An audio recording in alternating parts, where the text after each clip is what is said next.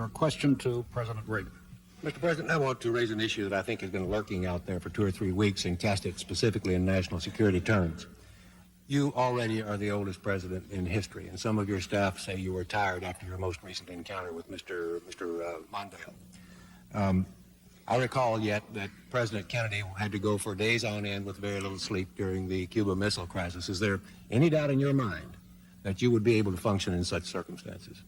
Not at all, Mr. Truitt, and I want you to know that also I will not make age an issue of this campaign. I am not going to exploit for political purposes my opponent's youth and inexperience.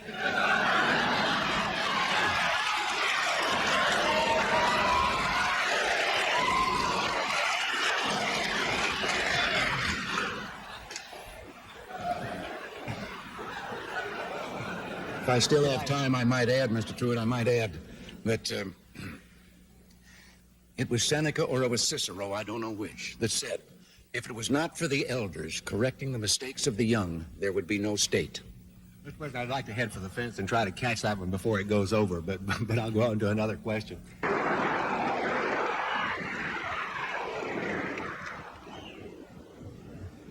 Mr. Speaker, Mr. President, distinguished members of the Congress, honored guests, and fellow citizens. Today marks my first State of the Union address to you, a constitutional duty as old as our republic itself. President Washington began this tradition in 1790 after reminding the nation that the destiny of self-government and the preservation of the sacred fire of liberty is finally staked on the experiment entrusted to the hands of the American people. For our friends in the press who place a high premium on accuracy, let me say, I did not actually hear George Washington say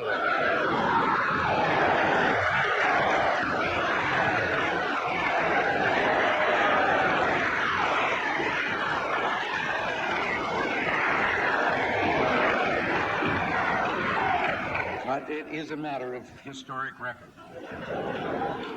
On our way here in Air Force One, I was looking down over your countryside out here because most of the way from Oklahoma, I was looking down at clouds.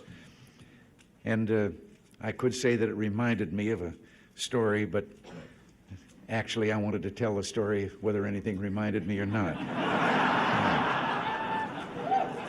It was about a fellow that was driving down a country road, and all of a sudden I looked out, and there beside him was a chicken. He was doing about 45, and the chicken was running alongside.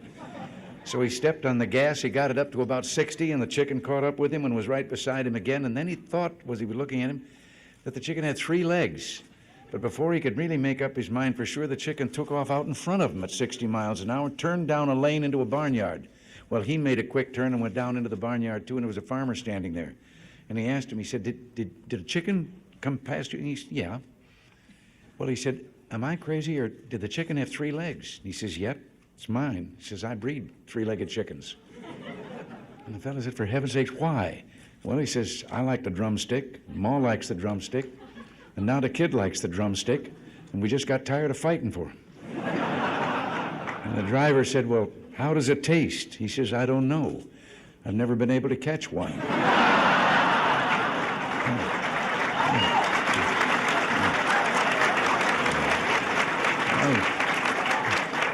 Well, seriously, since... Thank you very much. Thank you all. Thank you. As Henry VIII said to each one of his 6 wives, I won't keep you long.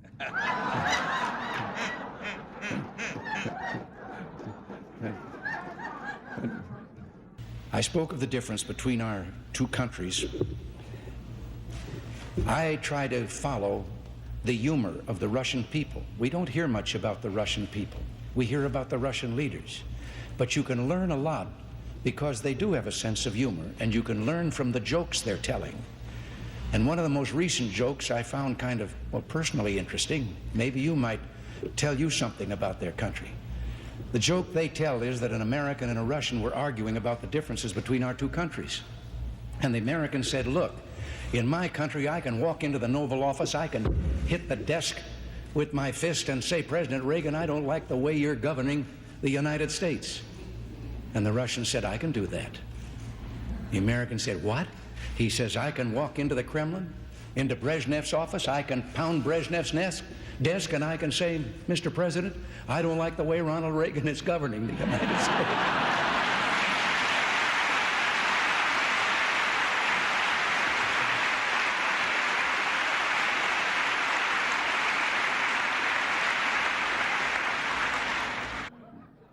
Now, I know that a lot of you have been having some fun with my advancing years. You even tied my recent surgery to my age. Well, I got to be honest with you. I had that same operation when I was young, and it felt so good I wanted to have it done again before I was too old.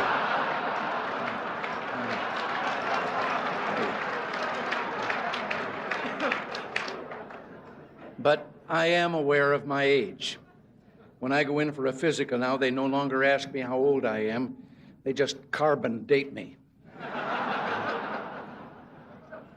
Incidentally, I've got a news item for you. We have a spin-off from our Star Wars research. It's a helmet for me to wear at press conferences. All I do is push a button and it shoots down incoming questions. You have to admit, though, that my attitude is better than linebacker George Atkinson's when he was with the Oakland Raiders. Someone asked him what the player's reaction would be if the press box blew up. He said we'd have 30 seconds of respectful silence and then continue with enthusiasm. Now, honest, I don't feel that way. Maybe once in a while. Nancy, would you like to join me up here please?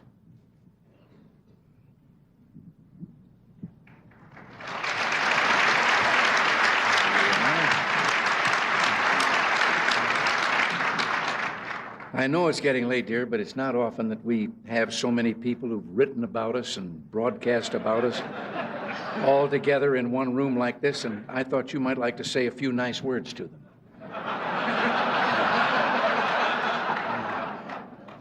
They're all from the press and radio and television. Maybe just a friendly little greeting would do.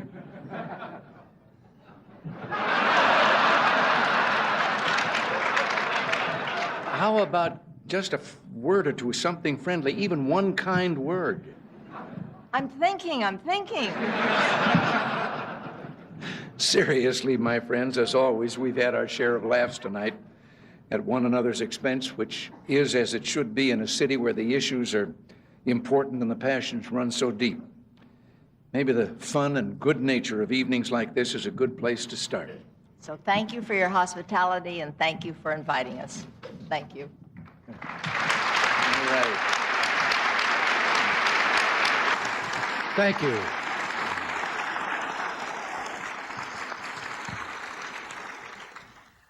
Thank you all so very much. In all the 36 anniversaries of my 39th birthday, this has certainly been the most memorable. George, Barbara, all of you up here on the top shelf, together with me, and all of you, ladies and gentlemen, I am enormously touched. Yes, today is my birthday. 75 years ago, I was born in Tampico, Illinois, a little flat above the bank building. He didn't have any other contact with the bank in that.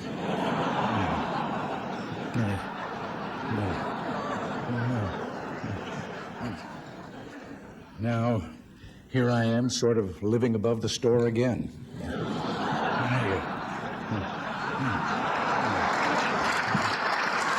And you've already, it's kind of been touched upon here that, speaking of old times, you may have heard that tomorrow is my birthday. Now you know about that.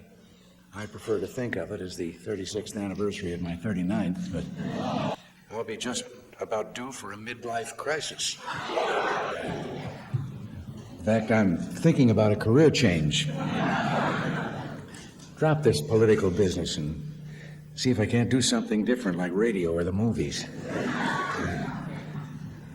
Maybe I'll give politics another 3 years. This time of the year always tends to be a summing up time for me. It's been swearing in time, and the new year every year, and a birthday. the 36th anniversary of my 39th birthday. I always think age is relative. There was once a very famous baseball pitcher, Satchel Paige, and no one quite knew how old Satchel was, but he still was throwing that ball. And somebody asked him about that, and his wise answer was, "How old would you be if you didn't know how old you were?" That's how I came up with 39. Well, the late Jack Benny had something to do with that. He was 39 for more than 40 years.